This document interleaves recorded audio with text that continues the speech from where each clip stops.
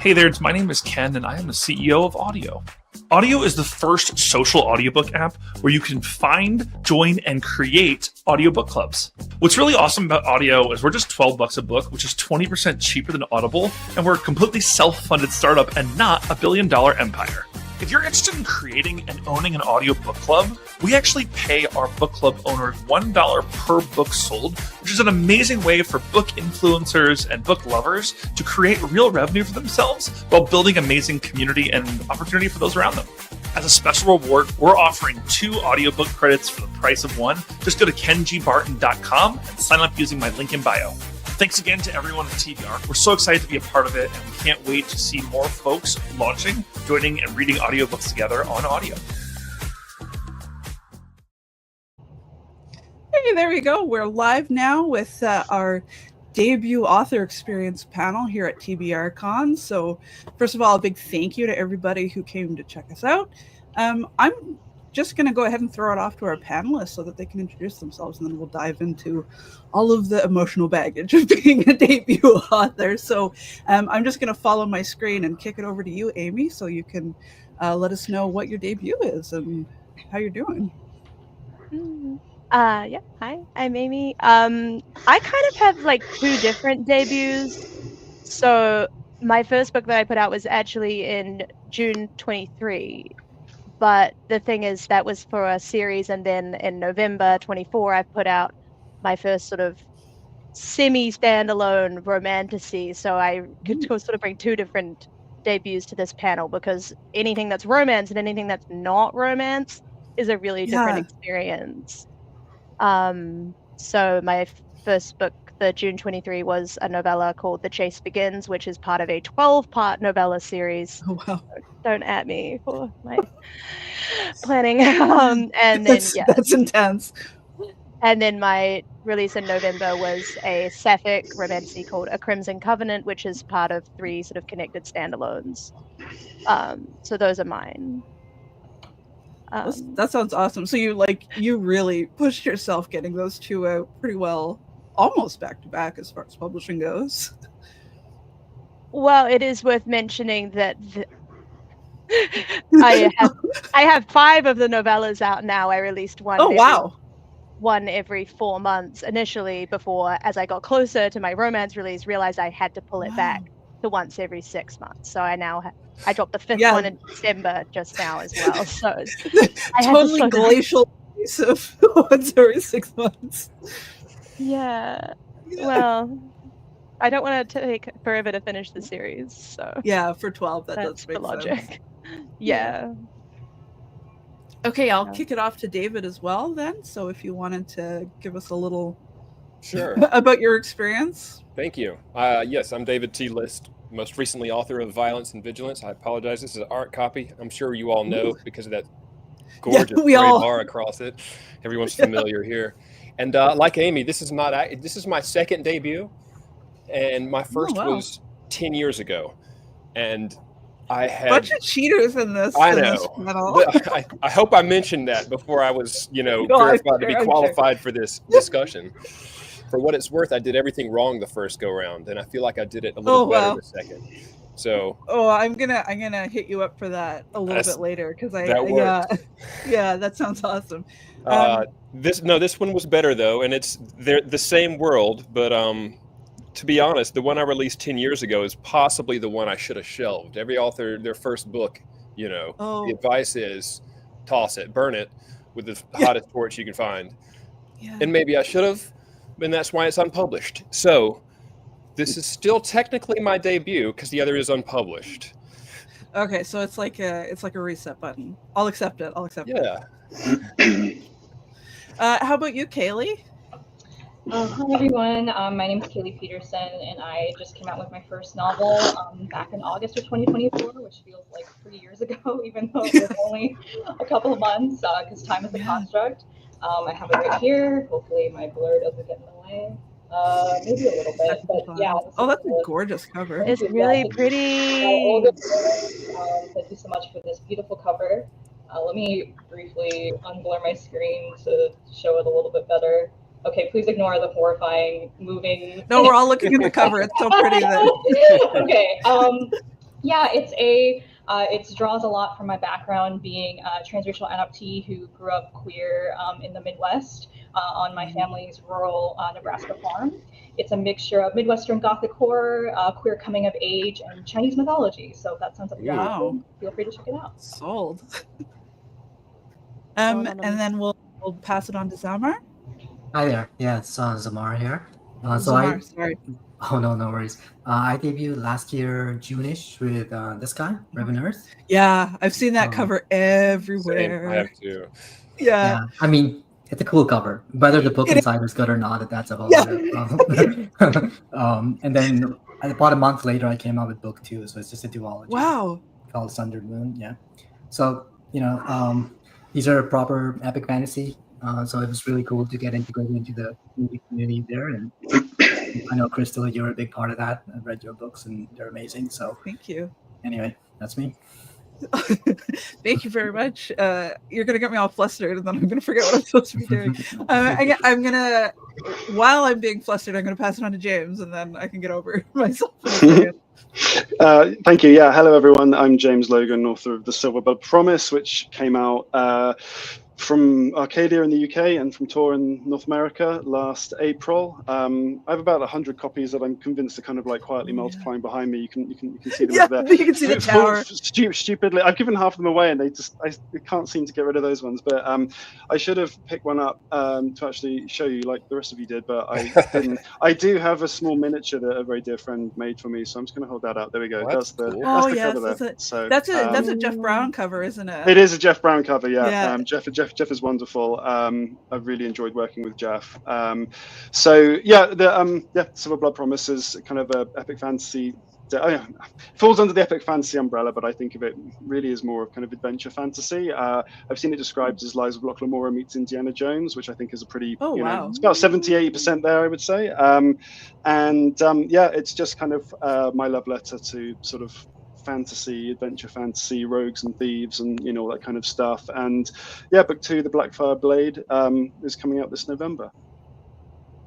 Oh, that's really good. That's a pretty fast publishing schedule. It's about 18 months between them. So it was April last year and November this year. So I totally lost track of where we are in this year, right. Which is why I was thinking, no, it's like 2 or 3 weeks into this year, and I've already kind of like forgotten completely where we are. So it happens. Yeah. I think it happens extra right at the beginning of the year. Oh yeah, particularly when you're deep in edits and you just kind of lose your mind slightly. So for sure. Yeah, especially when you're, I think, at any stage, like once you're in publishing, time no longer makes any sense because it's so glacial, but then also it's like now I have to do this. And well, the thing is, it's interesting that you mentioned that because I for my day job, I actually work in publishing, so I'm an editor in my day job and have been doing that for 15 years. So I'm in this kind of slightly strange space where I have a foot in both camps. So both commissioning editor side, and also author side. And so the point you make about time is really interesting because when I'm sort of doing the day job, and I'll get an agent emailing me and saying, oh, what do you, have you had a chance to look at this book yet? And I'll think, why are you chasing me? It's only been like 2 weeks. And then I'll realize it's been like 2 months because when you're on that side of the fence, the time just vanishes. But when you're on the author side and you're waiting to hear back and you're out on submission and you're waiting to hear back, every day, every week feels like an eternity. It's like, as you said, it's glacial. So I flip between these two worlds, and like sometimes everything feels like it's happening too fast. And then the rest of the time, everything is super slow. And it is quite strange going between those, but so then that's exactly why none of us know what year it is. Exactly. That makes sense. I guess just a little bit about myself. I debuted Legacy of the Brightwash back in 2021, which is why I was thinking about how weird time is now, because it feels like I've aged about a decade or more since then. And so this becomes like a really interesting conversation for me to have with you guys. I was really excited to pinch hit for Beth because several years down the line, there's so much I kind of, looking back at myself in my first year, I'm like, oh, you poor thing. Like, I wish I could have been nicer to myself. And I'm really curious to know how you guys are doing, because it's weird. It's a weird transition to make. So on that, I guess what I'm going to do is I'll go the reverse order. And I'll just kind of ask you how your debut year and or years are going. Like, are you feeling like it's how you expected it to be? I guess, James, you get a bit more insight. Yeah. And I would be curious to know how that impacted your first year. I think, yeah, I think for me, you know, a question I do get asked quite a lot is what advantages did already being in the industry give me kind of coming into it as an author? And I think it gave me various advantages, I think. But I think where I've benefited the most is because I've been in the industry for 15 years and I've seen it all from the editor side, I have a pretty good idea of how it often goes for an author's debut year. I was able to manage my own expectations pretty well, because I know kind of what is a reasonable expectation to have, and I just kind of have a decent understanding of the nuts and bolts of publishing by this point. I would never call myself an expert, because I don't think anyone ever truly is, but I feel I've got a good understanding in that. And the most important thing, I think, as a debut author is to kind of manage your own expectations as best you can. You know, unless you've got a very good agent or a very good editor, like it really does fall on you to do that. And I think I was, for the most part, able to do that. Coming into it with my eyes wide open, knowing that things sometimes go wrong, knowing that it's no one's fault, it's just the way it sometimes happens. But no, I mean, overall, I've been very fortunate to have had a really good year.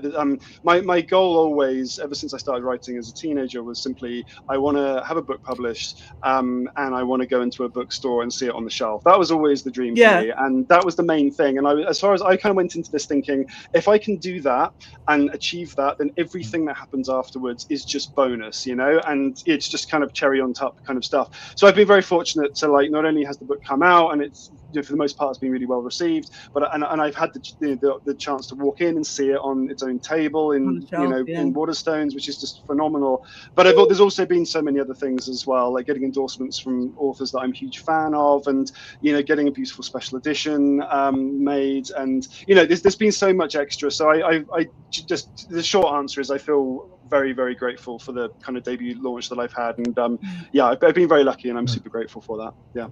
Well, that's good. That's good. I'm really glad to hear it. And managing expectations. I think for me as well, early on, back in 2019 or 2020, somebody told me the average self-published novel sells 100 copies in its first year. And I don't know if that's a true statistic. That's just what I was told. And that was really sobering, but then it helped me decide, like, okay, well, if I only get that 100, is it still going to be worth it? And I decided, like, okay, well, yeah, because at least I'm making steps at that point and I could do something, rather than deciding not to do anything and never starting.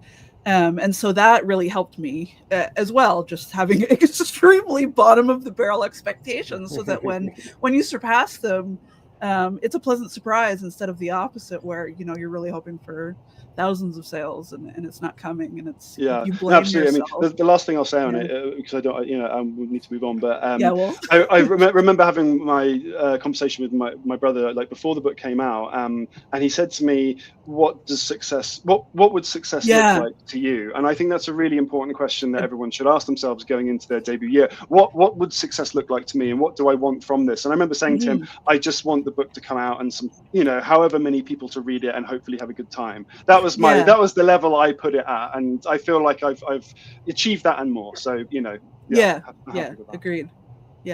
How about you, Zammar? Yeah, I mean, I think managing expectations has got to be the theme there. You know, like as an indie author, you kind of go into your debut thinking, like, literally no one has ever heard of me, and it's like it's so intimidating to see, like, you see all the other indie authors and everyone's trying to get their name out, which is fair, and it's kind of like, how do I step into this crazy sea of stuff? And that can be intimidating, but then at the end of the day, it's like, why did you write this book? And I think for a lot of indie authors, it really is just a work of passion, right? Like, there was a story which you really wanted to tell, and it was in you, and you just had to get it on paper. And so for me, at least, that was the process where I've said this before, but I feel like writing is the most immersive form of storytelling, where it's much more immersive to me to write a book than it is to watch a movie or to even read another book, right? But when you're actually in the story and you're in the characters' heads and you're determining where it's going, that's like, it is in and of itself an experience worth having. So like that, once I had done that, once I'd written the book, then I was like, oh, I actually did it. I actually finished this thing, right? And at that point, there's a whole other process of like, okay, I finished this thing. And now you start getting this impulse of like, I kind of want to share it, right? Like this feels a little bit special to me, at least. I want some other people to experience this as well. And then you start thinking like, how do I make this like ready for production, ready for the world? You start getting your editing done. You have, you get the covers made and all that stuff. It's all a big learning process, I think. But at the end of the day, like you put it out there and you're like, I just hope someone reads it. And that was my approach to it. But what I found was just the community, especially the indie authors community on Twitter and Instagram, social media. It's mind-boggling how supportive and welcoming people are. And then just from that, like they pick you up, they kind of like bring you along with the wave. And I've been shocked at just like how many people have read the book, and like sometimes you just get messages on how they've touched people in different ways, and like that's just the most satisfying thing, right? So for me, expectations were zero, reality blasted them out of the water. Reality's been, yeah. So it definitely seems to be a common thing that if you kick your butt a bit, keep your expectations really low, it helps a lot. How about you, Kailee? How were your expectations coming into this, and how's it going? I mean, I think one of my biggest challenges, since I'm kind of a control freak, was just letting go when the book came out. I think there's a real temptation once it's released to feel like I should have changed things, or maybe, giving this almost like what I jokingly call post-a-novel clarity, where your novel comes out and you start to think about all the things you maybe should have done differently, or because I think after there's such a timeline from like finishing the draft, your editor accepting it, to it coming out, but you're almost like a completely different person. Maybe even all the cells in your body have turned over by then. You're almost like a different artist. So rereading some aspects of the book, I tried not to kind of like backseat drive my younger self and not to be too critical. I would definitely agree that setting expectations is really important. I was really bewildered by some of the aspects of having to promote. I have pretty bad social anxiety on social media sometimes, so it was really hard for me to like just post stuff sometimes. So getting used to that was a challenge for me. I'm still constantly bewildered that people have read the book that aren't my parents or my best friend, that I constantly nagged on over chat to read it. So I'm just thrilled that people have read it and that it's resonated for them. And I would say, I think sometimes people who don't art and publishing have some like really interesting preconceptions about like the arts and how much money you make. I say this as a singer. I'm like a pro at not making any money ever. But I had some friends at my day job who were like, "Oh, are you going to quit your job now that you've got a book out?" And I'm like, "I don't know if y'all think I would be more profitable for me to like marry into money at this point." So, like, I think you also have to kind of protect yourself from the outside world in some ways. And then the thing that I thought about a lot after writing the book and publishing it was like trying to release myself from it so I could write my second book without feeling like it needs to be related to the first book in some way, or that I need to live up to the first book or do something different because the first book disappointed me or whatever. Like just releasing myself from those mixtures of feelings and moving on to my next project.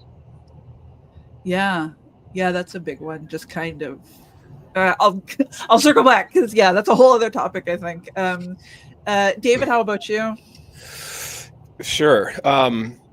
And I'll try not to just copy what I've heard everybody else say, which, by the way, I'm glad I wasn't first. Going last is really stressful. Best I can do. So what does success look like?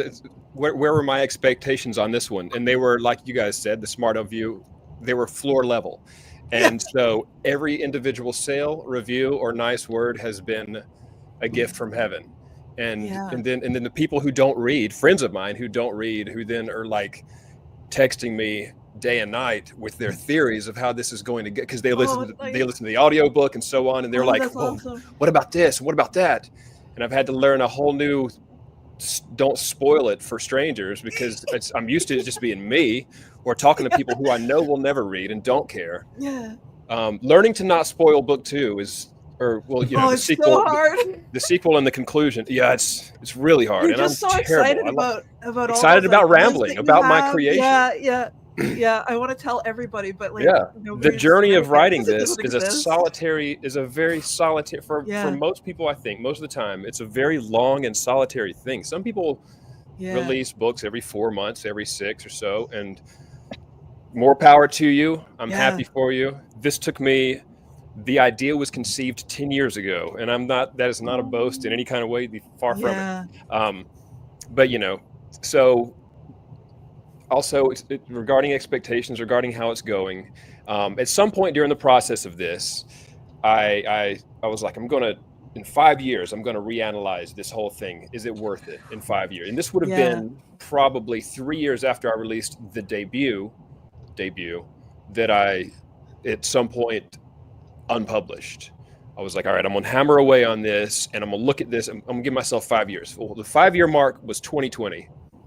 Yeah. And I had not published another thing since the Sawmills Hope, and I had nothing to show for my authorial existence or career, but I still had this fairly unshaking desire that I've had since I was a teenager to create something and to tell. And it's not necessarily whether it's a story or a world or a monster or a place, or like I said, these books take place in the same universe, and that universe is what I want to create. And I can't see me stopping it. Even if I can't write anymore, I'm still going to figure out how to tell these stories one way or another, even if I don't ever make a penny. And so far, at the end of the year, we're coming up on tax season over here in the States.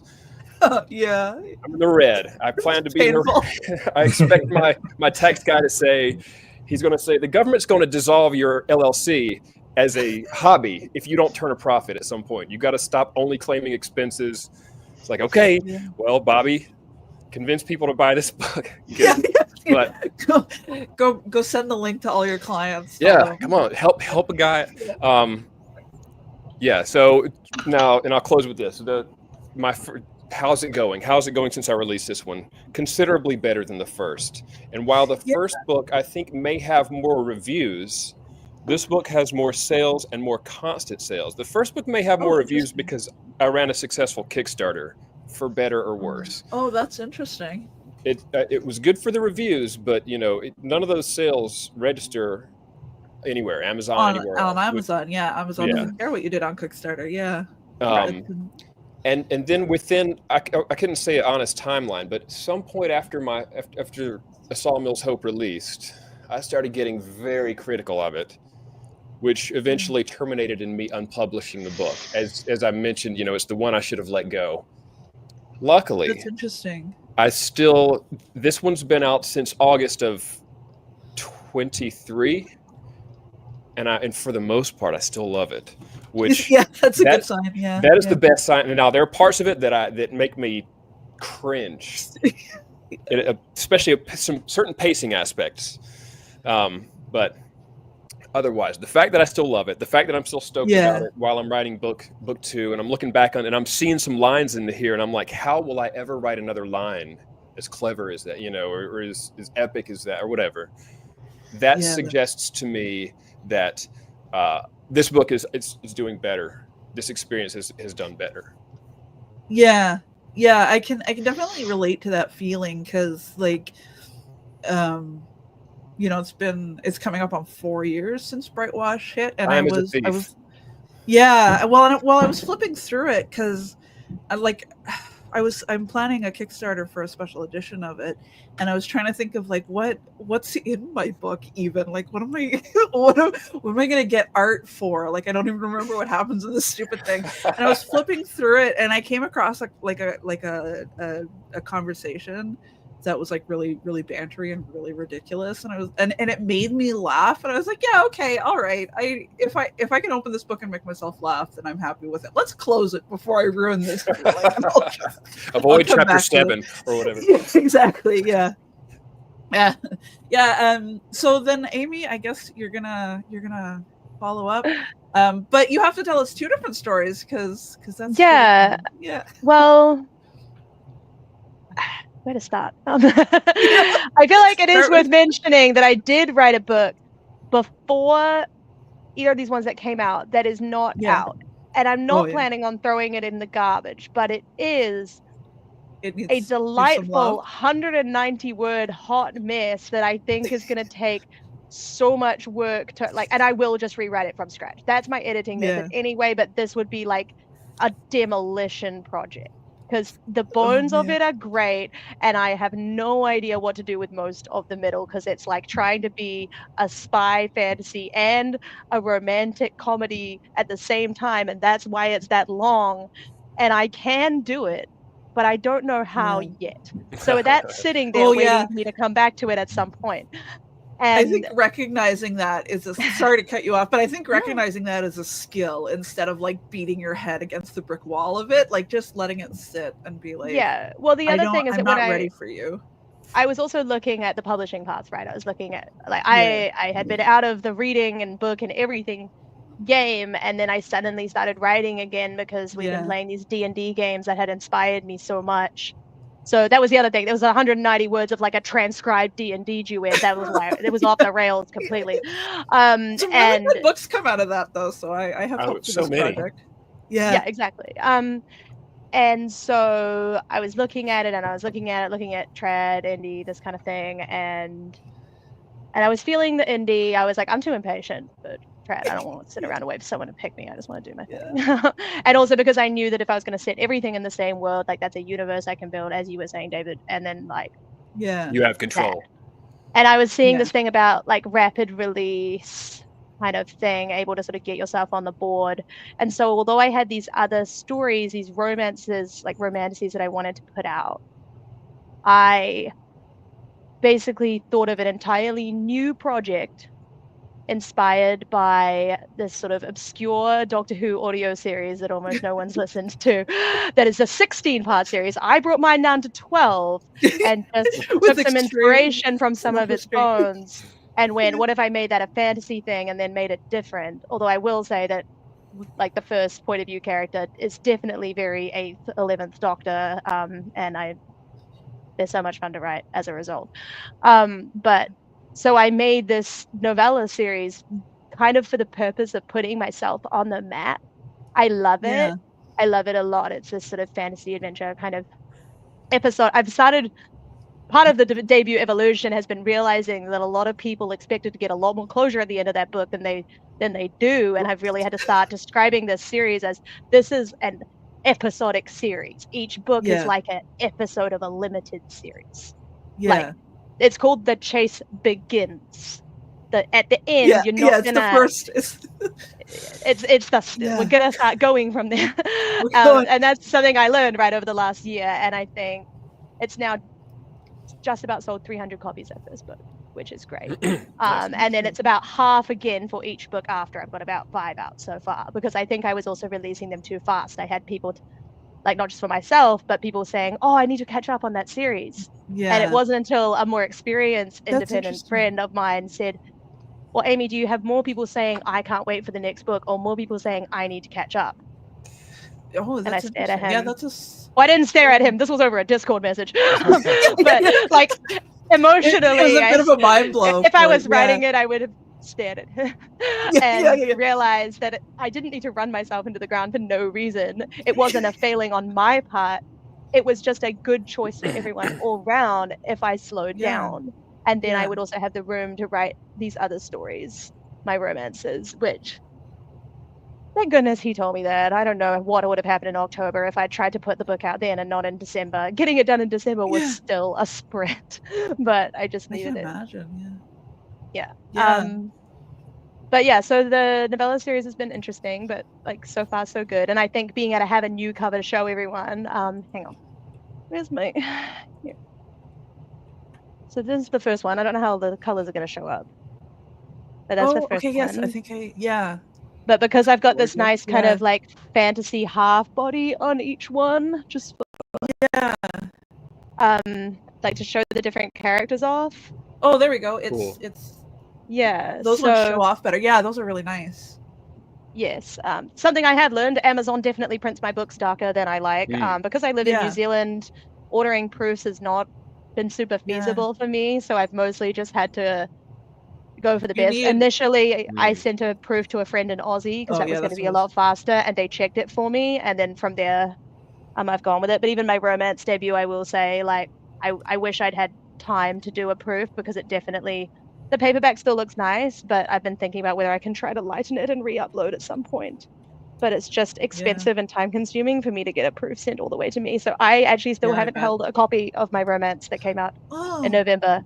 I haven't been able to afford to do a paperback order because my finances have been tight, and I haven't received any payments from the debut in November yet because of how Amazon works with the pay. Yeah, the 3 months. So I'm hoping to be able to do one soon once all my house moving finances settle down and the first payment comes through. Yeah, because I have some local like artist stores here that let me put the books out, and so I'm hoping to stock them up and have my own copies finally. But yeah, as a random detail, depending on where you live, depending on what you're doing. This stuff, this little the back end, you know, business stuff can be really challenging depending. Yeah, I had a friend who read the digital arc of the Romantasy, and she was saying how she was going to order the paperback, and I was like, she's like, I was supposed to be here in like 2 days, and I just messaged her. I said, you're probably going to be the first one to hold it. Can you send me a video and like show me, and let me just show me it's okay? And she sent a video, and I was like, oh, it's a little dark, but it's okay. Like the spine isn't knocked over or anything. We're okay. Luckily, like because I had put about 4 novellas out at that point, I at least felt comfortable with like how to arrange everything on the template and stuff. So I was pretty sure it was going to be all right in terms of the technical details. But yeah, my Romantasy from November has at this stage just like sold just over 400 copies, which is really exciting. I was able to get some decent interest in it before it came out, and I had about 100 ARC applications that did not turn into nearly as many reviews. Classic. That's terrible. That happens. But yeah, people have been pretty nice about it. My books are never perfectly plotted or paced. That's never going to be their strength, but it has characters that people love, and the ADHD representation in this romance is very personal for me. And I had people be like, oh my gosh, this is like the most realistic ADHD representation, because it's about the very like, I'm gonna do air quotes because gender and science and everybody, female ADHD experience, like assigned female at birth thing of like emotions being a huge part of that experience, like not feeling like you can control those emotions and being so frustrated at overreacting to everything. And one of the characters goes through that, and that was sort of my experience with that. And to have people go like, oh, this was so relatable and this was so real, and I'm like, okay, that's nice that part works out then. But yeah, that's really, and it sounds like between debuting the novella and then debuting the Romantasy, you learned a bit about expectations as well, where like, because it sounds like also that you were able to get a little bit more momentum behind the Romantasy by having so many more copies already. Well, I feel like there's potentially 2 factors. There's one, it's a romance. And you physically, those are easy to market. I have romantic elements in my novellas, but it's very much like they do not have time for that. They stop and flirt, and the characters are like, stop doing that, we've got to focus. And it's like a whole like dynamic in the trio. That's the thing that happens in those books. Whereas in this one, obviously that's the focus. Also, like I could aim it at the sapphic community specifically, which is another thing. But the other thing is my author friend, the same one who gave me the advice about the novellas, Bo Van Dalen. He's an awesome writer of like trans masc, like romance and erotica. He's super awesome. Definitely check him out if that's anyone's thing at all. And he has so much experience, and he said the best thing you can do if you're gearing up towards this release is commission one piece of versatile character art that you can use over and over and over again, and then so like it's not going to break your budget, but you will have something visual to grab people, because that visual art is always going to help you on social media. And so I got this beautiful piece by Nike's Para on, I think that's the handle on Instagram, and they did this piece of my characters back to back. So what I could do is I could use it as a pair piece, but then I could also zoom in and use one side and then the other side, and then that let me just make different posts. And one of those posts like went, by my standards, Instagram viral and got like nearly 2,000 likes. and that was out of the Good for water of you. any of my other posts, which like maybe would be 50. And it like doubled my Instagram following, like to still really reasonable numbers, but my Instagram following was at about 300 when I posted it. So it made a really huge difference to me in terms of finding some of those like initial readers that I think probably helped get let the book get some momentum. So that's definitely a little bit of a marketing. massive factor. Yeah, Yeah, like one good piece of character art to go with the book. Massive. Yeah, that makes sense. I'm just gonna circle back to something Kailee said that really got me and kind of pivots well into something else I wanted to talk about, where Kailee, you were saying it's like this post-publishing clarity that you got, and I feel like me personally after publishing, my relationship with writing changed a bit, whereas before publishing it was one day I will be a published author, and anything I worked on was just, oh, one day maybe I'll do something with this. Whereas after publishing Brightwash, all of a sudden I was almost overly critical of all of my writing after that, because it's like, one day I'm gonna have to I'm published now, I'm gonna have, like, this is work, I'm doing work. And I'm curious with you, Kailee, and with everybody else, if that's the act of having been published has changed your relationship with writing, and if that's something you've figured out how to cope with, or if it's something you're still grappling with. And I'll kick it to you, Kailee, since it's kind of your concept, which was really well phrased. Yeah, I think for me, having the first book out and being on a 2-book deal meant that I was feeling like a strong pressure to finish my second novel. So really just try to almost leave the first book behind and just work on the second one independently of that. Although as I was writing it, I would see like the reception that the first book was getting and things like that, and it would fill me with anxieties like, will the second book live up to the first book, or should I do something different because I am seeing certain like feedbacks about the first book that resonated for me or something like that. So I think I got a lot faster at writing. The first novel took me like 4 years, and the second novel took me more like 1 year and 9 months or so. I think just you get more skilled as you get older. I think during the first book's drafting process, I went through the pandemic and lost my job, so that also really forced me to stop writing for several months as I looked for a job. So those are all things like transitioning to thinking of it as sort of like art, but also a business, because you have these contractual obligations that really changed. But I think I just tried to continue tapping into, for me at least, my writing is always very deeply personal. The first book came out of the experience of being queer and adopted in the rural Midwest, and the second novel was coming out of the experience of being a classical musician and Asian American. So these influences and experiences, I try to just continue to write things that are true and real to me, and to understand that everyone has their opinions after the book has come out, and to really trust in the critiques of like my editor and my agent and folks that I know really understand my work. And it sounds like those 2 books are separate. Like, will they stand alone, or are they're standalone? My second novel just delivered to my editor, so maybe 2026 is potentially when it'll come out, but TBD. Working on that. That's interesting, because it sounds like everybody else is working on series. So I wonder if that pressure to disconnect is really intensified by working on 2 standalones back to back. It seems like freedom to me. Maybe. Does it though? Yeah, I think it's one of does. those things where it's kind of 6 of one, half a dozen of the other. Like, it's like, on the one hand, you do have to start from scratch, I guess. Mm-hmm. All these new characters. So there's like some, like, it's not as lived in the universe. I think when I left Sacrificial Animals, the setting of Stag's Crossing, which is based on my family's farm, Nebraska, I felt like I could walk in there in my imagination and just walk around. So when the second novel I was writing it, I had to completely come up with a new like family and main character, a new setting, and that was very difficult to make it feel as lived in and as real to me until I was much farther into the draft. I mean, I think it allows, I'm kind of a little like, I need to try different genres. I like to jump around. I struggle with trying to make sure my novels are like almost like siblings, not twins. Like, I want them to be, notably come from the same artistry, the same author, and the same conviction, but to have something differentiating them, and to try to keep it interesting and I would really love to look back on my career one day and have tried a lot of different genres and a lot of different things, but still keeping that queer, Asian American, Jewish undercurrents to each book.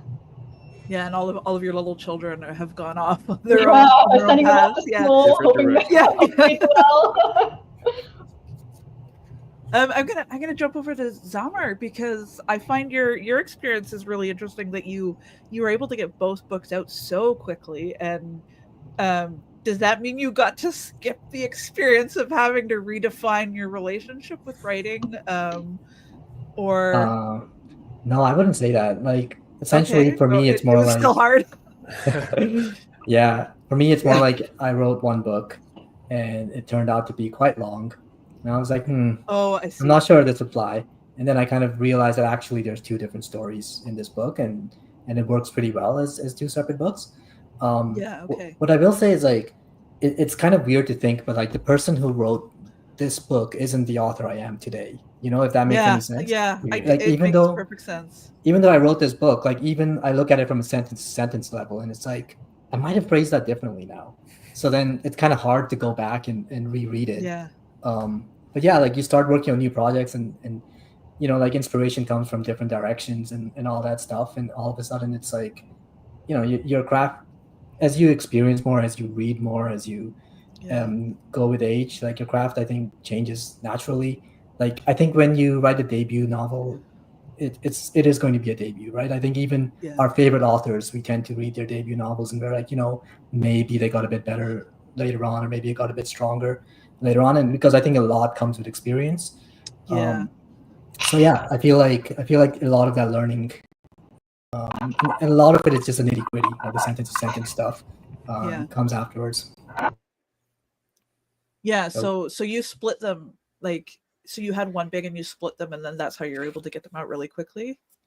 Okay. Yeah, more or less. I mean, it was, I guess it essentially was always going to be 2 books, but I was just so in it for writing that, like, I didn't think about publishing it until the series was complete, and it always felt like I want to provide a completed story instead of just making people wait. Right. Yes. Yeah, that makes sense. Yeah. I'm envious of you for that, for sure. Yeah, well, I mean, my experience was similar in that my first draft was definitely more than 1 book, but it took me a lot longer to start splitting them up because when I carved off the first chunk and made that into Brightwash, I changed so much that then when I went back to work on Brick and Bone, I was like, oh, that doesn't work anymore. Take that entire character out, which removes like 2 storylines and the whole thing collapses. So yeah, I did a similar thing, but I wasn't able to do it as quickly as you were. It was, I think, 2 years between the 2. So yeah.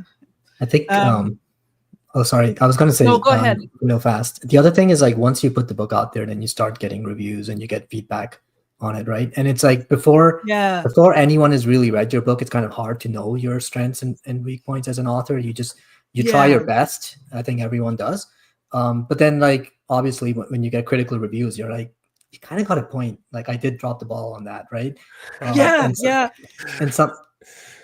sometimes like that, those are like the best learning opportunities. And then, you know, like, going into your next book, like, this is something which I know is a bit of a weakness of mine, and like, how can I improve the next story? Yeah. My one of my favorite reviews came, like, I don't know, it was a couple of years after I published. And somebody, it was a 2-star review, but the person said, like, oh, I wish the political stuff had been told from Ishmael's point of view because he actually cares and seems to know what's going on. I'm like, damn it, that's a really good idea. Where were you 3 years ago? So yeah, I think there comes a point where you disconnect from criticism and start to see it as a conversation with how you can, if you want to listen to it and change. You don't have to listen to it, but if it's in a direction that you want to go, you can definitely try to internalize it. Yeah. And I'm going to pass it to you, James, because I'm curious about you came at it from the different angles. So was your relationship with writing a little bit easier or coming into it? Oh, well, it's really, it's Kailee back. Yeah. It's a really interesting question. The idea of like, you know, how our relationship with our own writing kind of changes, you know, between book 1 and 2. I definitely experienced that. Like, I mean, for a start, it took me like 7 years to write Silver Blood Promise because I was effectively learning my craft as I went. I've been writing since I was like 15, but I'd never really finished a manuscript. I kind of got halfway through like multiple manuscripts and then found a reason to abandon them. And it was only many years later that I learned the kind of lesson of always finish what you start, because that's how you improve the quickest. So I got really, really good at writing the first like quarter of novels, but had no idea how to write the rest. And so I was having to like, Silver Blood really was my I think of it as my apprenticeship. I was learning how to write a book. And even though I've been an editor for many years, it's completely different. Editing someone else's work is completely different to writing your own, you know? So I think I benefited in some ways, but I was having to learn so much. So it took me 7 years to write. And then of course I have to turn the second round one in a fraction of the time, because traditional publishing demands a certain kind of, you know, it's not as quick as indie publishing, but obviously they still want like a book a year or whatever, or a book every 18 months.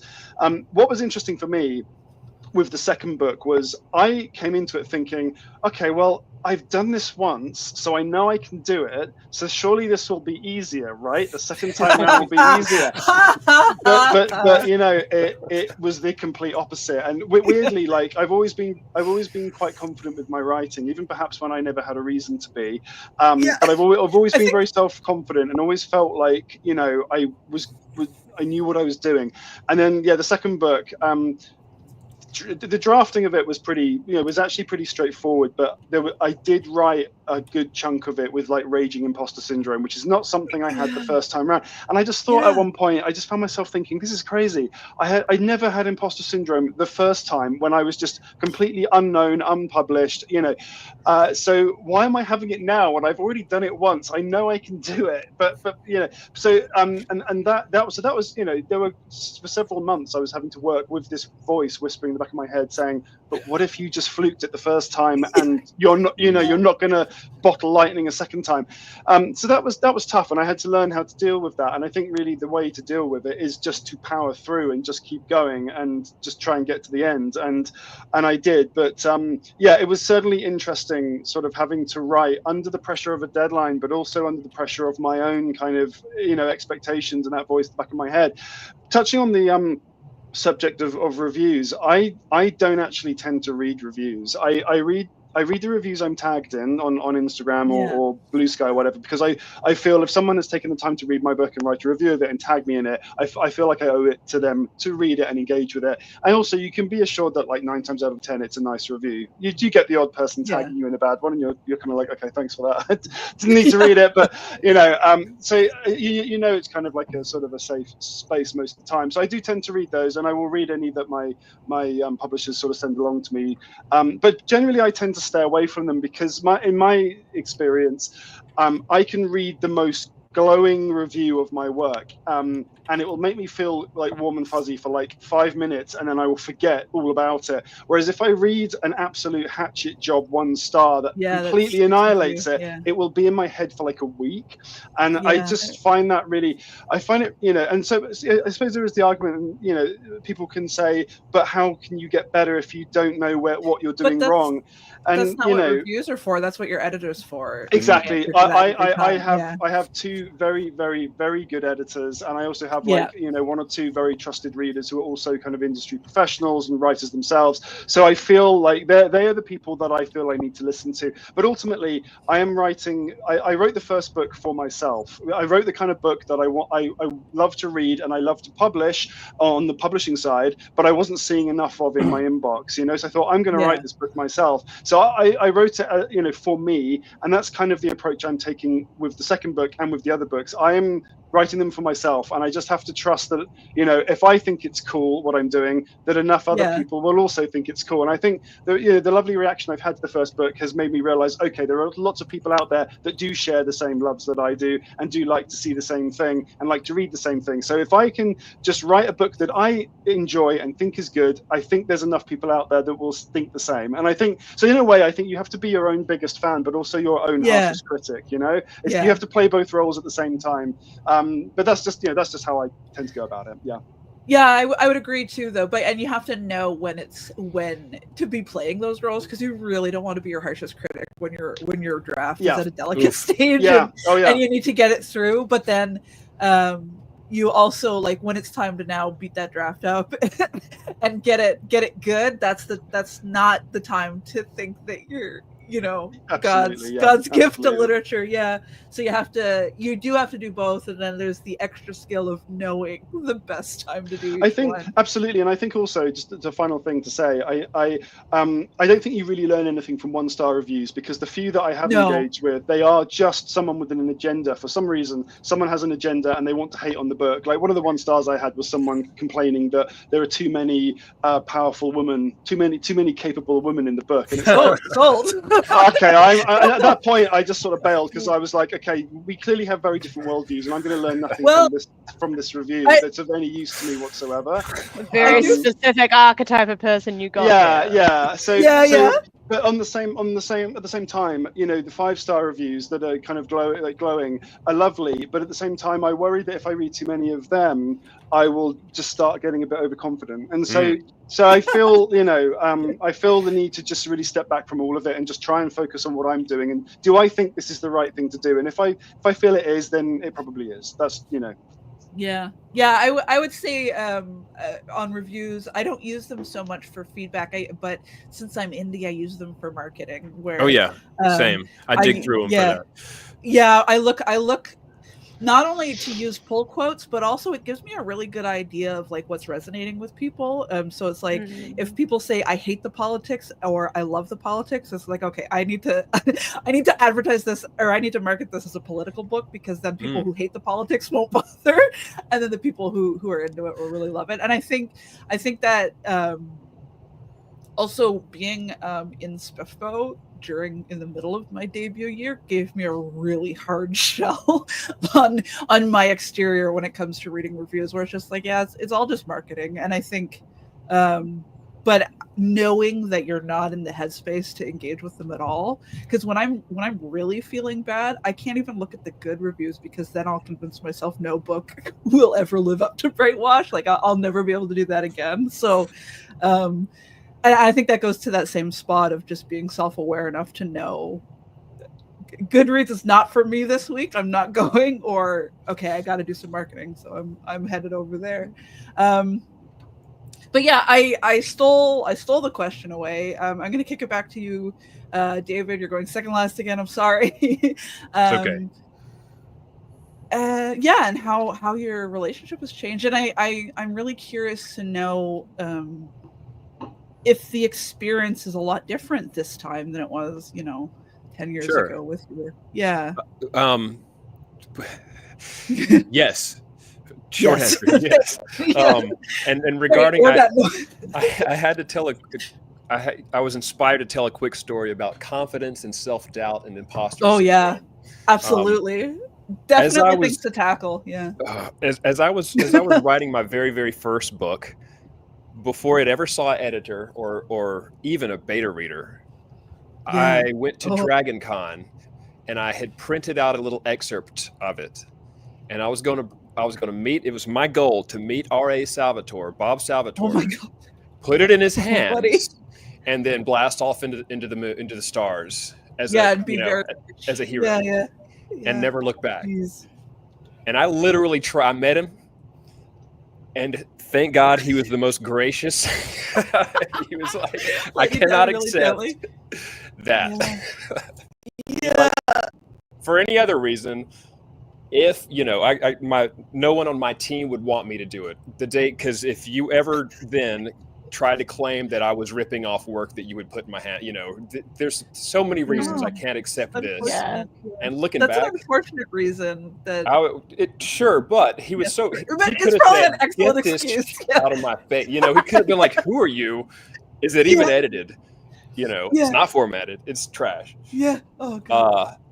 That I would call as, I don't know if it's just confidence or just delusional. I've always maintained a good amount of delusionality. I'm a great fantasy author in that, I guess. I can believe things are real that could not possibly be. Yes, but now, while writing book 2, whether or not I read reviews about book 1, drafting through, I feel like I am producing garbage every single day. I'll write whether it's 124 words or 4,800 words, and I've hit both of those this week.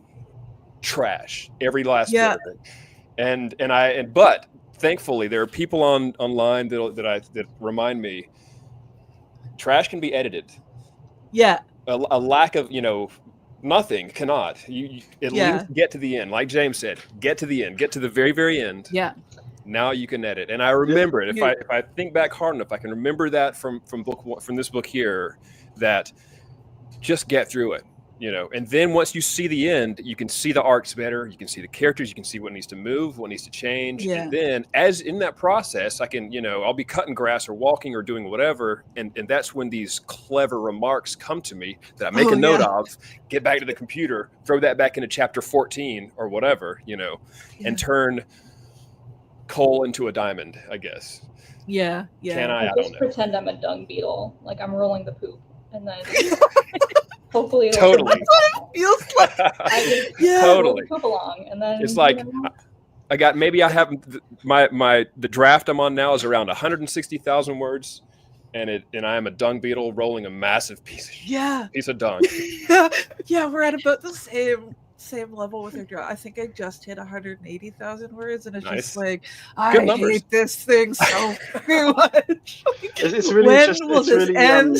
It's really, I completely identify with that, David. Like one of the things with my writing my second one was I just went through phases where I was just absolutely convinced that it was terrible, and that is hard. And then I think I read an interview with Joe Abercrombie in which he said that he has hated every single one of his books at some point. That gives me, and he's convinced it's going to end his career, and it's only once he's kind of like reached the end and it's gone through multiple edits when he's actually like, oh, you know what, this is actually not bad. It's pretty good. And this is, and from speaking to other authors and so on, I've learned that this is something that everyone goes through. Everyone is convinced that their current book is terrible and going to end their career, and you feel like that until suddenly you don't, and you're never quite sure at which point you will stop feeling like that. But all of a sudden I realized, oh, wait a minute, I actually think this book is quite good, like not completely terrible. And I can't remember at what point it happened. It's just a gradual thing when you just suddenly start feeling a bit better about it. So that was a relief to kind of learn that. For sure. It's like all of a sudden you've broken it in a bit and it fits you really nicely, and you're enjoying being in that space. The other point that David made that I just thought was really interesting was the point about when you're away from the screen and you're just mowing the lawn or you're like going for a walk, and then suddenly you think of something. I think most of my good ideas come away from the screen when I'm not actually in front of it. Like, and the way I work is like, I'm not the kind of writer that kind of sits down with a blank screen and thinks, right, what are we going to do today? Let's figure it out. I cannot do that. My brain doesn't work. I have to know what I'm doing,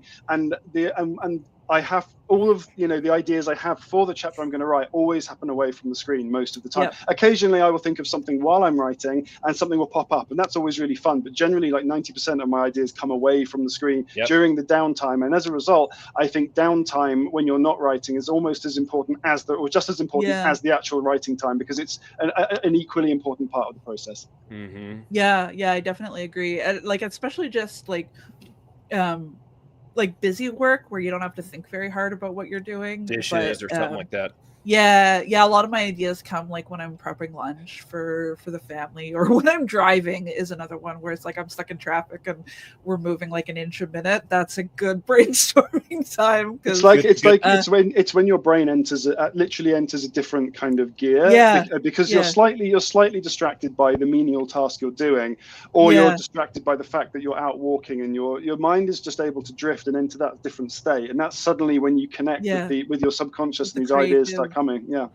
Gotta write them down too. I don't let them go to waste. I either write them, I say them in a recorder, or I text somebody an idea. Which I've gotten a lot of folks like, I'm sorry, and I'm like, don't worry about it. You okay, buddy? How about you, Aimee? We'll get to you. It must be. I'm curious, like if the jumping around in your genres gives different layers of this experience for you.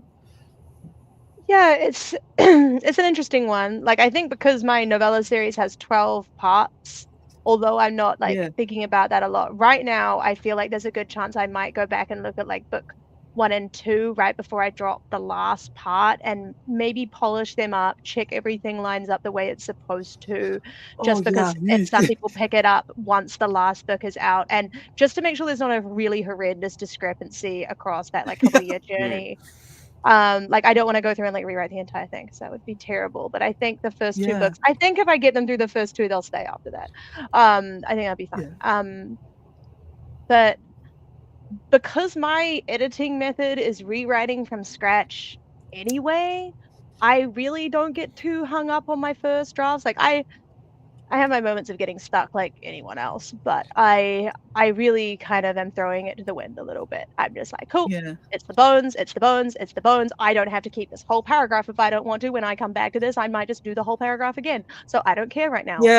As long as this is roughly here, that's fine. But that's obviously just my process. But I do think that means I don't get as stuck on it. I do read my reviews, but that's very much like a me being like, if this goes badly, that's on me because I jumped into the lion's den, and I'm never like that's. Like they tell you not to do it, so if you hear them say don't do it and you do it anyway, you have to take responsibility for that. Like it's different if someone tags you in a bad review, like that's just them being an asshole.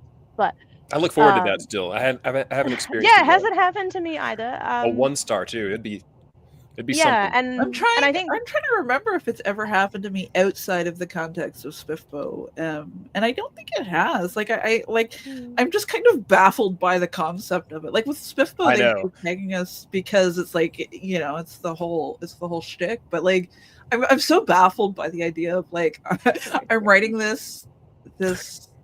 I want you specifically to know how much I hated your book, and it's like, oh, thanks for buying it, I guess. Like, okay, like it's giving needing to touch grass a little bit. I think coming out of their ears. It's a purchase, I don't know.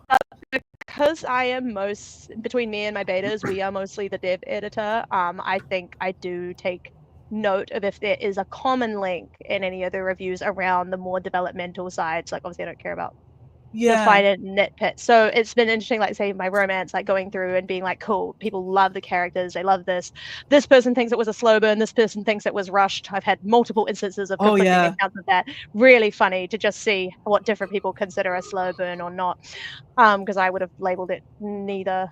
But that's just what's funny about it. And where was I going with this, brain?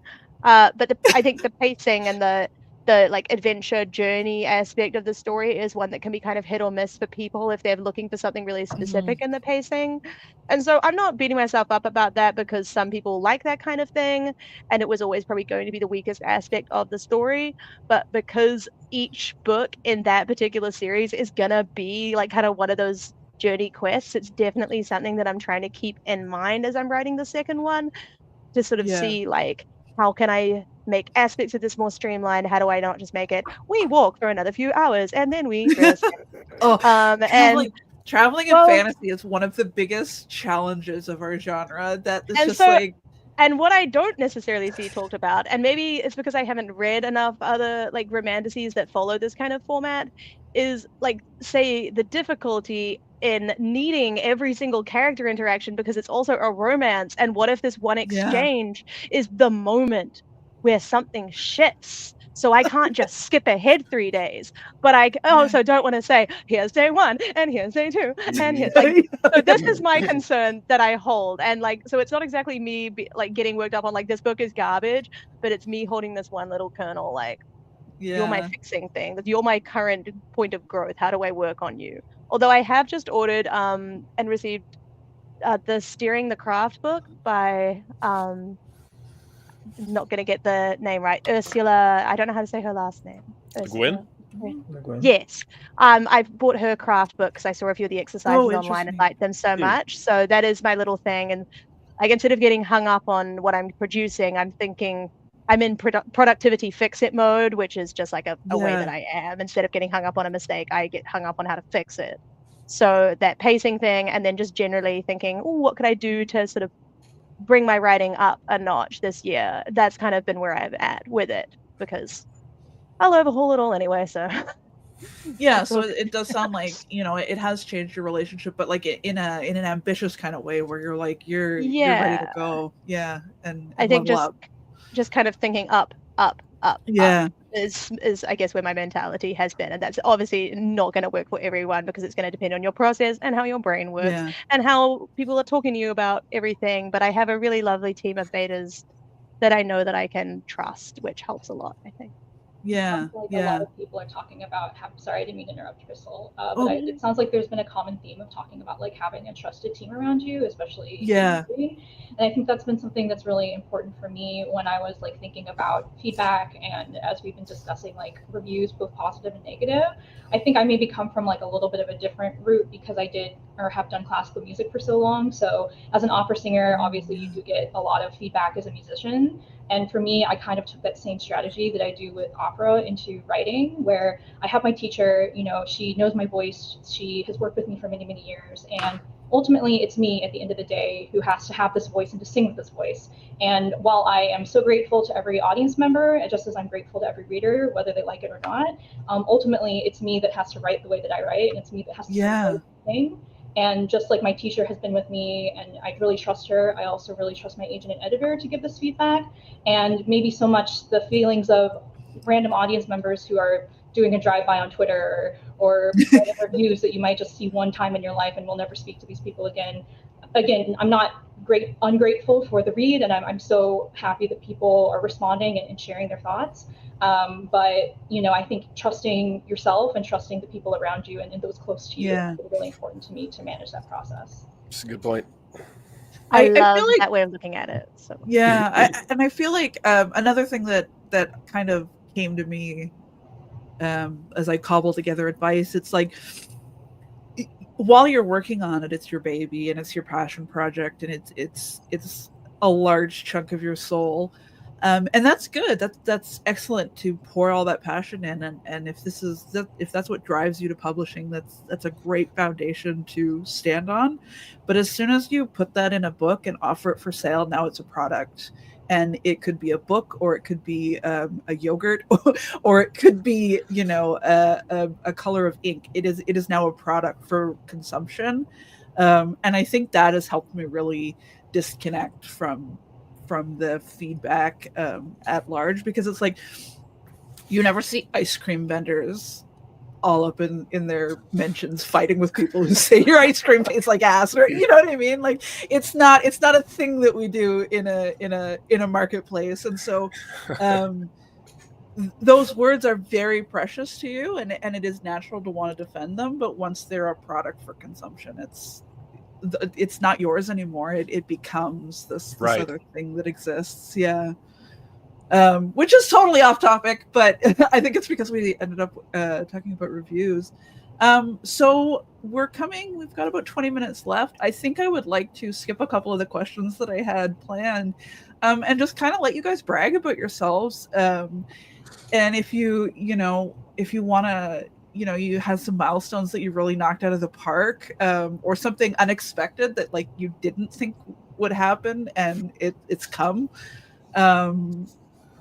What are some of the best parts of your debut year? And I'm going to jump to Zammar for the first one this time, because I don't think you've gone first yet. Putting me on the spot. No pressure. Yeah. Big. Like if you have to, you can pass it off to David or something, but and I'll swing back around. But if you can think of anything, this is your chance to humble brag a bit. Yeah, I mean, look, like you could talk about numbers, like I mentioned. The sales and stuff, I expected 0, and like reaching whatever, almost like over 1,000 sales on the books is just, it's like wow. I never expect that to happen. Like Kindle page reads of over 100K. How did that even happen? And that's like the best stat, because it's like someone's actually reading the book, right? Yeah, that's a really cool one to see. Yeah. But like the thing that for me, the most meaningful things for me are like when someone buys book 2, which is kind of strange, right? Because it's like, oh yeah, if they bought book 2, they probably liked book 1. So it's like best like indicator. It's like the book 2 sales are the ones that really like pick me up, and they're like, yeah. Oh yeah. And like sometimes, I mean, I know that we had this whole discussion about reviews and stuff, but on occasion, like readers will contact you and they'll go to my webpage and send me a message and stuff. And those are like just to think that something I wrote touched someone else in that way is probably the most fulfilling part of the whole journey. Yeah. The read through on book 2 is like such a weird relationship because it's like, you know, my debut, I'm really proud of it, but in my opinion, you know, the metal really, or like the, you know, the I totally lost the saying, but like things really pick up in the second book, and I'm really proud of how it ended up, even though it was so hard for me. And then to see like some page views come through, it's like, oh yay, my baby's being seen again. Yeah, exactly. Yeah, so I can relate to that. How about you, David? Is there any big milestones that you smashed that you're really proud of? Excuse me, I'm sorry. That's okay. This is the pressure of bragging. I can think of a couple. I don't because I don't, you know, regarding the expectations going in and sales not being, you know, I'm writing fantasy fiction. I'm not gonna be rich. My favorite authors. We're not breaking the bank here. Some of my favorite authors have a day job. So the dollars that were coming in and even I don't look at sales. I might be weird. I don't look at the numbers unless I'm running. That is weird. Unless I'm running a thing. What's your secret? If I'm paying, you know, Book Barbarian or one of those to push my whatchamacallit, which, God, this feels tasteless. This is on sale this week. The ebook is on sale. So I will be looking at sale this week. It's 99 cents, down from $5. The ebook is so cheap. Nice. But so things that I do, like Zammar said, when good Lord, when the first reviews were coming in from total strangers who owed me nothing, didn't know me, still don't, but they would come in and say things that were like, you know, that just nice things. I had tears in my eyes at least once a day. Like every time I found a new review, it would bring me to tears. I'm like, I guess it's the feeling of justification for the years and years and years and years that I've been chiseling. All of the quiet sobbing over all of the there's been some. I try to make myself cry in every chapter, and it may or may not work for any other human on earth, but like James said, if I think something's cool, I am not so rare and odd a human being that out of the however many billion on earth, I'm the only one who will ever think it's cool. You know, there's enough people to where somebody will. Anyways, so accomplishments. When I was looking for a developmental, I was like, I'm gonna throw the bank at this one. I'm gonna do better on book 2 than I did on book 1 10 years ago. I'm gonna throw the whole bank. I'm gonna developmental edit. I'm gonna find the best cover artist and the most expensive this and this and this. I had been saving money with my band, playing shows with my band for 10 years. So I had a little budget to work with. That's not the case for book 2. We'll figure that out when we get there. But it's fine. Somebody else's problem. Maybe another Kickstarter. So I reached out. I was in the market for a developmental editor, and I don't know if y'all know who John Gerald is. He's a he's a developmental editor in over in England, and well, he's many things. He's also an agent. Yeah. He's also apparently he's the agent who found Robert Jordan, or who initially initiated the process of Wheel of Time. Well, I reached out to him. Zero expectations. I was like, I saw that you do edits. I'm curious. You know, this book is 285,000 words. Are you interested? I'm no one. He's like, within a couple of hours, he responded, and that meant more to me than concise communication means a whole lot to me in this industry, and so many people are not capable of it. And I don't know. He was good at it. So he said, yeah, send me something. I did. We started working. He liked it. We started working together. And after he'd read it, part of his feedback, first off, some of his feedback, I don't want to lightly say anything about like how down it got me about a certain character. Very down. I had to rewrite 40,000 words. But on the plus side of his comments, he said it was the best debut he had seen in 15 years of doing a thing. And and I didn't. It wasn't so clean a quote that I have it on the cover of the book. Plus, he's the editor, so that would be probably tacky at best. Yeah. but that one felt like a badge of honor for for a good while. And it was not something I could share publicly, or I mean I could, but you have now. Now I have. The fact that he said that though, and then the next editor, so my copy editor, line editor, he's got a lot of books under his belt too, and he was like, "This is good. Why don't you should? Are you going to pitch it? Are you trying to go traditional with this?" And I remember 10 years ago when I tried to go traditional, it took me a year. You reach out and then you sit on your hands, and I was like, I have no intention of that. I'm way too impatient for that. I'm too old for that shit. I don't have time. Yeah. I want to forge my own path. But then I did it because of what he said. I was like, okay, fine, I'll do it. And I narrowed 90 agents down to one for reasons. Reached out to them, never heard back, and then I self-published. Yeah. Yeah, it's a busy. Those are what came to mind though with that question. What the people who I paid. Yeah. How Yeah, well, I mean, it's such a meaningful, because like they're looking at it like on a really deep level. They're looking at the guts and all that, and the potential. They're looking at it at a point where you're really not sure what, like, if you're even hitting your targets and stuff. So yeah, when they reach out and say that it's really good, I remember I had a similar experience where the editor that I had hired posted online that, like, on her Twitter, that's like, "Oh, I'm reading the best book," and I was like, "What? That can't be about me. She's got to be editing somebody else's book right now." And then she reached out to me to say it again, and I was on that high for like weeks. Yeah. How about you, Kailee? Some milestones that you feel like you really knocked out of the park? Yeah, I guess kind of starting in the phase right before we published, I got some really wonderful blurbs from some authors I really admire, some of whom compared me to my favorite author of all time, Cormac McCarthy, so no pressure. Wow. And I was really lucky after the book was released to get some accolades. It was named to Barnes & Noble's Best Horror of the Year, Pace Magazine, Esquire Best Horror, and then one of the ones I'm most proud of was the New York Public Library picked it for its 50 Best Books of the Year. So wow. The library frequent flyer, I was very pleased, and a New Yorker, so I was like, oh my gosh.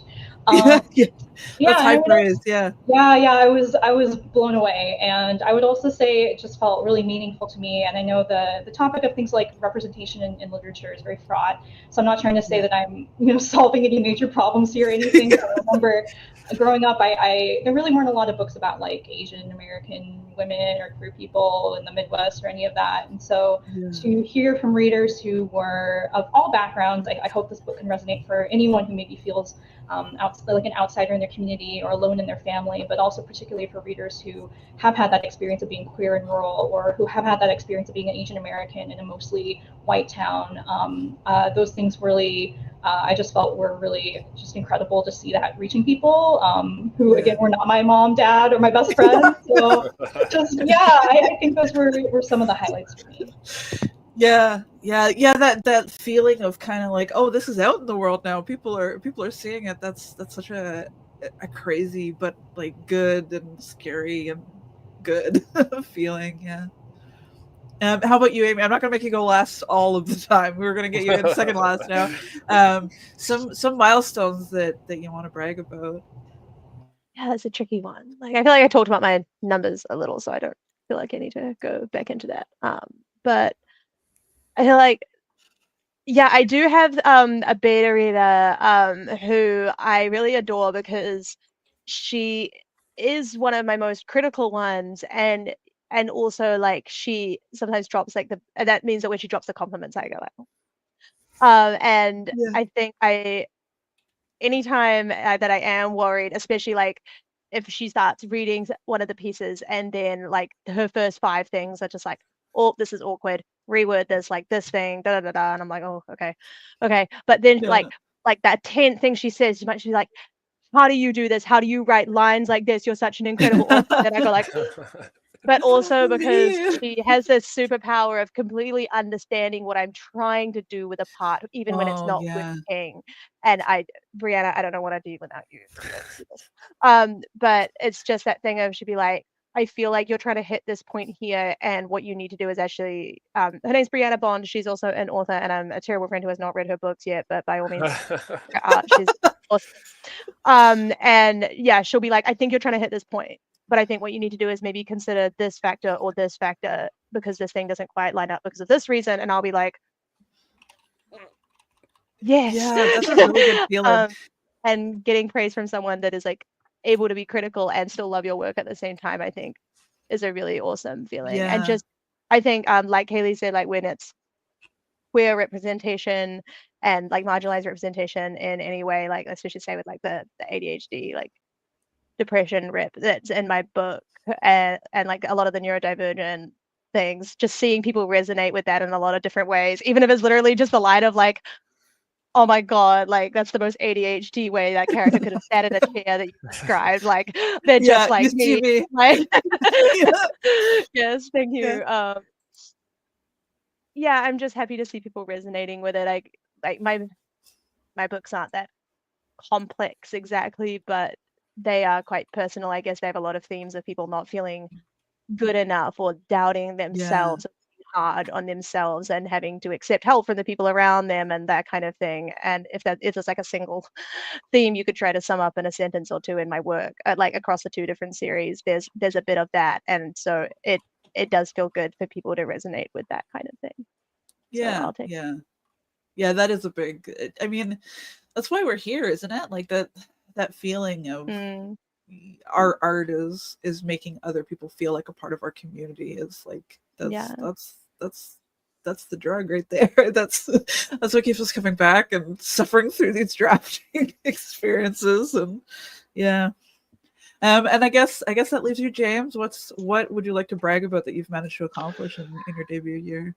Yeah, I mean, I've been very fortunate. I think I've had, as debut years go, I think I've been very lucky to have had, so many great things have happened. As Kailee said, getting those early endorsements is incredible. I think my very first one was from James Rollins, who's like, and I remember like just thinking, wow, he's like been around for so long and been successful for so long, and I just couldn't believe he'd actually read my book. I just thought that was so kind of him, because he doesn't need to do that. He doesn't need to read my book, but he did, and he endorsed it, and that I really deeply appreciated that. And then to get so many others was wonderful. I got a quote from Scott Lynch, which was amazing, because Scott is like probably the biggest influence on me as a writer, and Liza Locklamora was like the blueprint for my own book. I wanted to try and write something that had that kind of same wit and energy and creativity in it, and I thought to myself, if I could get somewhere like half as good as that, I would be happy. So for him to read my book and to actually like it enough to give a quote for it, would just completely blew my mind. I was just so thrilled with that.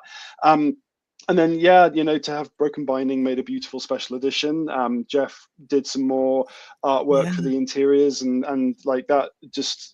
They did 2,000 copies, and it sold out in like 3 days or something, which was just insane to see that happen. You can't quite believe it, but to see that kind of reaction and from people was just completely overwhelming. And then going into like Waterstones in the UK, they're kind of our equivalent of Barnes & Noble, and they've really kind of got behind the book, and going into their flagship store in London, like actually seeing it on its own table in the SF section was just, again, you don't expect that with a debut book. You do not, you just don't expect that to be a debut author and have your book on its own table. But that's what happens when individual booksellers kind of get behind it. It results in amazing things like that, and it's never that was way beyond anything I ever expected. I was would have been happy for them just to have a copy on the shelf spying out. That would have been made my day. So it was wonderful. But also, so lots of things have had first foreign sale as well. It was amazing. We sold translation rights in the Czech Republic, which was wonderful. But the best thing for me, it's been a year of highlights. I've been very lucky, but the best thing for me, honestly, is just engaging with readers that have read the book and have loved the book and want to talk to me about it. And whether it's at events or whether it's by email, like just connecting with readers and seeing how excited they are about your work and how they've kind of taken your characters into their heart and minds, and engaging with them on that level. That's why we do it, right? That's why we write books, because we want to connect with people and we want to share this human experience with others. And I think that's why I do it. I write because I want to entertain people. I want to give them a good time, and I so to see that happening, and for us to then have a conversation about it and share in this kind of love of reading and love of fantasy, you know, that for me is so special. And it always makes my day to do that. That's been the best thing for me is reaching these people and connecting with them in that way. It's wonderful. It never gets old for me, and that's why I do it, you know. Yeah, absolutely. Yeah, I think just that feeling of like, like I said, just reaching out to people that you never would have encountered any other way, and kind of letting them know that we're kind of all in this crazy existence together, and you see them and they see you. It's a really cool thing, and I feel so fortunate to be a part of it as an art and as an industry. So I guess that pretty well rounds us out for an hour and a half, and it gives us enough time to go around the circle so that people can find your books and go buy them for you to make your debut year better. Unfortunately, we lost Kailee. Hopefully she can come back in, but if not, I think our socials are linked in the YouTube description, but we'll find her, and people got to buy. Oh, there she is. She's back. Just in time, Sorry, Kailee. It's okay. Here with constant tech problems, we love. Of course. So we're just signing out. So if you want to tell people what platforms they can find you on, and also your handles and where to buy your books. Oh yeah, starting with me. Okay. Just in case your camera goes out on us. Yeah, in case I randomly taken out by an assassin. Hi everyone, I'm Kailee Pedersen. You can find me at KaileePedersen.com. I'm also on Blue Sky, Twitter, Instagram, and you can find my debut novel, Sacrificial Animals, an ebook, audiobook, and hardcover wherever books are sold. I recommend your indie bookstore or your library. Thank you. Yeah. How about you, Aimee? Where can we find you?